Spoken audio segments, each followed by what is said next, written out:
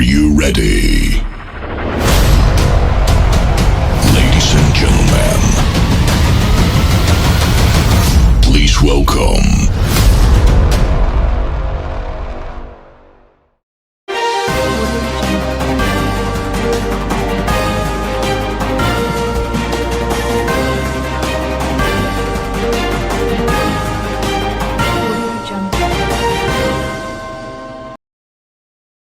Dalam era globalisasi yang pesat, transformasi teknologi telah membawa kemajuan pesat di pelbagai sudut bidang kehidupan.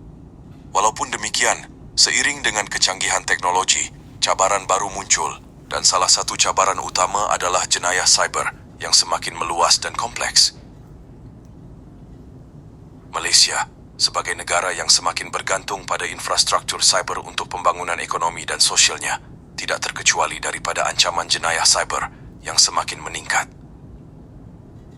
Satu contoh jenayah siber yang menjadi fokus perhatian di Malaysia adalah penipuan atas talian. Dalam konteks teori jenayah dalam bidang sosiologi, jenayah siber tidak hanya dipahami sebagai fenomena teknikal semata-mata, tetapi juga mencerminkan dinamika sosial dalam masyarakat. Keadaan ekonomi, politik, dan budaya turut memainkan peranan penting dalam pemahaman kita terhadap peristiwa ini.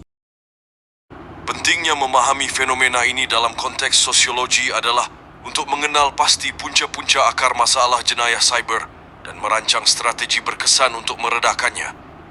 Faktor-faktor seperti kesenangan individu, keadaan ekonomi yang tidak stabil, dan pergolakan sosial dapat memberi kesan kepada peningkatan jenayah siber.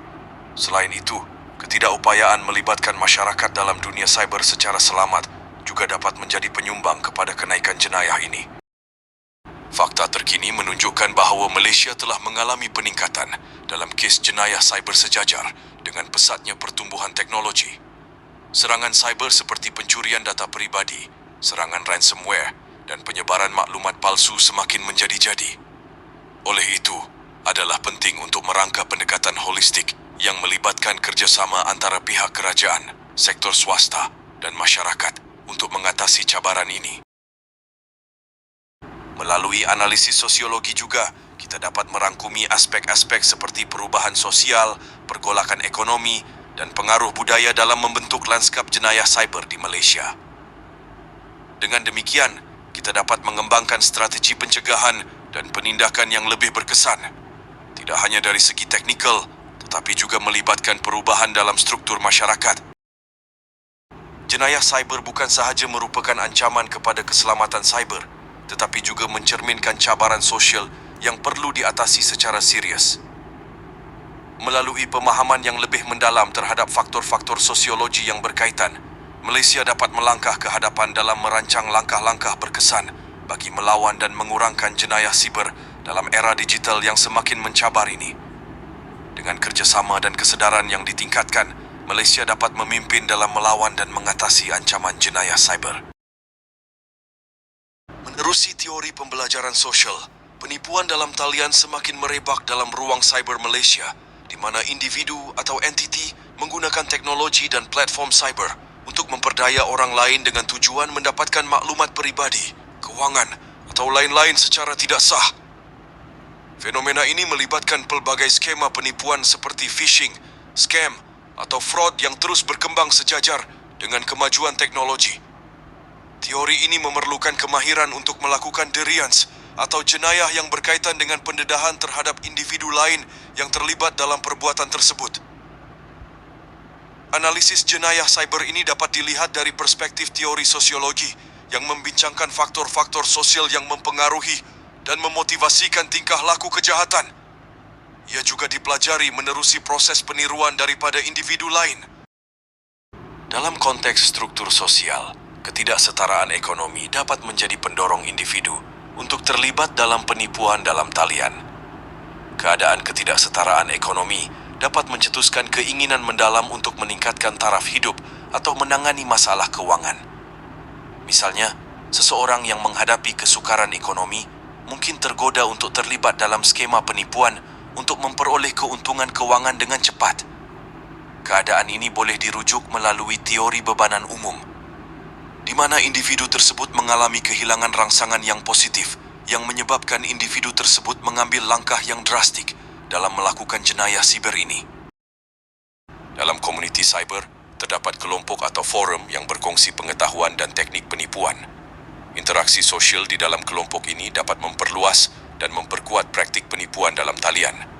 Contohnya, individu yang baru terlibat dalam dunia cyber mungkin terpengaruh oleh kelompok-kelompok tertentu yang mempromosikan aktiviti penipuan.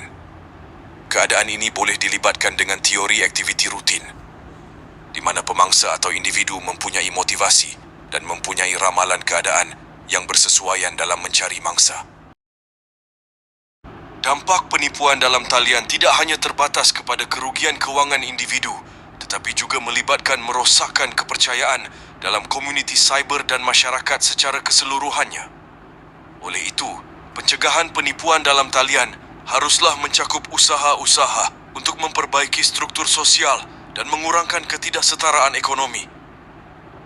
Pendidikan awam mengenai keselamatan siber juga menjadi penting dalam meningkatkan kesedaran masyarakat terhadap risiko penipuan dan cara melindungi diri dari ancaman siber. Selain itu, faktor-faktor teknologi seperti keupayaan teknologi dalam menyediakan pelbagai cara untuk melaksanakan penipuan perlu diperhatikan. Penggunaan teknologi keselamatan seperti perisian antivirus, firewall, dan alat keamanan cyber lainnya dapat membantu mengurangkan risiko penipuan dalam talian. Langkah-langkah ini seharusnya diintegrasikan dalam pendekatan holistik untuk menghadapi ancaman penipuan dalam talian dan meningkatkan keselamatan siber secara keseluruhan. Dalam mengatasi penipuan dalam talian di Malaysia, perlu ada kerjasama antara pihak berkuasa, sektor swasta dan masyarakat untuk mencipta persekitaran cyber yang lebih selamat. Melibatkan masyarakat dalam program pendidikan keselamatan cyber juga menjadi kunci dalam membangunkan kesedaran dan ketahanan terhadap penipuan dalam talian. Faktor pendorong dan langkah-langkah pencegahan dalam konteks penipuan dalam talian di Malaysia memberikan gambaran lengkap tentang dinamika jenayah cyber dan cara-cara untuk mengurangkan risikonya. Faktor pendorong, teknologi. Keupayaan teknologi dalam menyediakan pelbagai cara untuk melaksanakan penipuan dan menyembunyikan identiti pelaku merupakan elemen kritis. Contohnya, penipu dalam talian mungkin menggunakan teknik yang semakin kompleks, seperti malware atau ransomware, untuk merampas maklumat pribadi atau mendapatkan akses ke akaun kewangan tanpa diketahui mangsa. Teknologi juga mempermudah pelaku untuk beroperasi secara global, menyulitkan tindakan pencegahan dan penegakan undang-undang di peringkat nasional. Kemiskinan atau tekanan kewangan. Individu yang menghadapi tekanan kewangan atau kesukaran ekonomi mungkin cenderung terlibat dalam penipuan untuk memenuhi keperluan mereka. Misalnya, mereka mungkin tergoda untuk terlibat dalam skema penipuan pelaburan yang menjanjikan pulangan tinggi. Kesempitan ekonomi juga dapat memicu keinginan untuk mencari cara cepat untuk mendapatkan wang, dan penipuan dalam talian menjadi pilihan yang menarik bagi mereka. Langkah-langkah pencegahan, pendidikan keselamatan, siber, melibatkan masyarakat dalam program pendidikan keselamatan siber adalah langkah yang penting untuk meningkatkan kesedaran mereka terhadap risiko penipuan dalam talian. Teknologi keselamatan. Penggunaan teknologi keselamatan seperti perisian antivirus, firewall, dan alat keamanan siber lainnya adalah langkah praktikal untuk mengurangkan risiko penipuan. Sistem keamanan yang kuat dapat mendeteksi dan menghalang serangan sebelum merosakkan sistem atau merampas maklumat penting. Dalam kesimpulan, era globalisasi yang pesat telah membawa kemajuan teknologi yang signifikan, memberikan impak positif dalam pelbagai bidang kehidupan. Walaupun demikian, cabaran baru, khususnya jenayah cyber, muncul sebagai ancaman yang semakin meluas dan kompleks. Di Malaysia, sebagai negara yang semakin bergantung pada infrastruktur siber untuk pembangunan ekonomi dan sosialnya, jenayah siber menjadi kebimbangan utama. Sekian, terima kasih. Tugasan ini disediakan oleh Muhammad Fitri Syafiq bin Ibrahim. No Matrix JK 13363 Palang 20